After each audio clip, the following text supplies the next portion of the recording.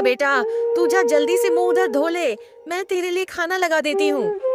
राजू खाना खा लेता है और अपनी माँ के पास जाकर बैठ जाता है।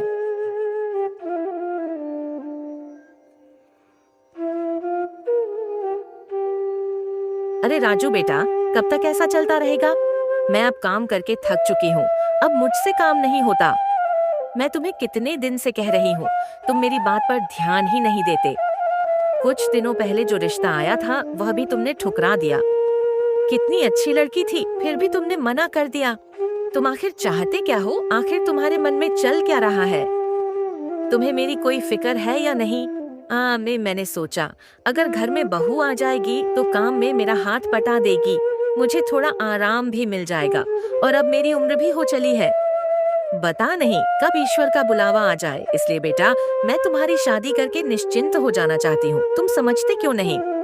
माँ, मैंने आपको कितनी बार कहा है, मैं अभी शादी नहीं करना चाहता। जब करना होगा मैं बता दूंगा। पर बेटा अब तुम्हारी उम्र हो चुकी है, तुम्हें शादी कर लेनी चाहिए। ऐसा कितने दिनों तक चलेगा? और तुम मुझे क्यों नहीं बता रहे हो? कोई बात है तो मुझे बताओ, तुम शादी क्यों नहीं करना चाहते? कहीं तुमने कोई लड़की तो पसंद नहीं कर रखी? अगर वैसी कोई बात है तो मुझे बताओ, मैं खुद जाकर तुम्हारी शादी के लिए उस लड़की का हाथ मांग कर लाऊंगी। नहीं माँ, ऐसी कोई बात नहीं है। अगर है तो अभी बताओ, वरना मैं तुम्हारी शादी जबरदस्ती मेरी पसंद की लड़की से कर दूंगी। अरे चुप क्यों बैठे हो, मुंह खोलो। राजू हिचकिचाते हुए बोलता है।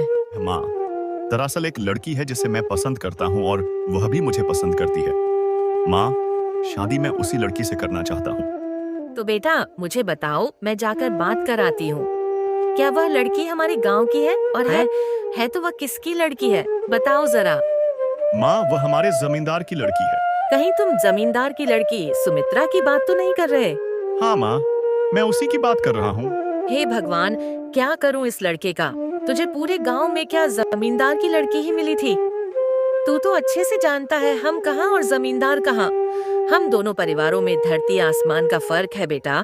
वह जमींदार इस बात के लिए कभी नहीं मानेगा। बेटा हमारी और उनकी बराबरी ही क्या है, मेरी मानो तो तुम उस लड़की के बारे में सोचना बंद कर दो बेटा। माँ, प्यार क्या हैसियत देखकर किया जाता है, वह तो बस हो जाता है। और माँ, सुमित्रा मुझे उतना ही पसंद करती है जितना कि मैं उसे। और आप तो सुमित्रा को जानती हो माँ, क्या आपको सुमित्रा पसंद नहीं? बेटा यहाँ पसंद का सवाल ही नहीं उठता।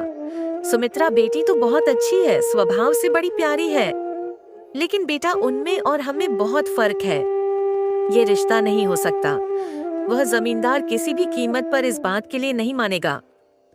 माँ, मैंने सुमित्रा से बात की है और वह अपने पिता से बात करने वाली है। और तुम चिंता मत करो, सुमित्रा अपने पिताजी को जरूर मना लेगी। और सुमित्रा के पिता भी सुमित्रा से बहुत प्यार करते हैं।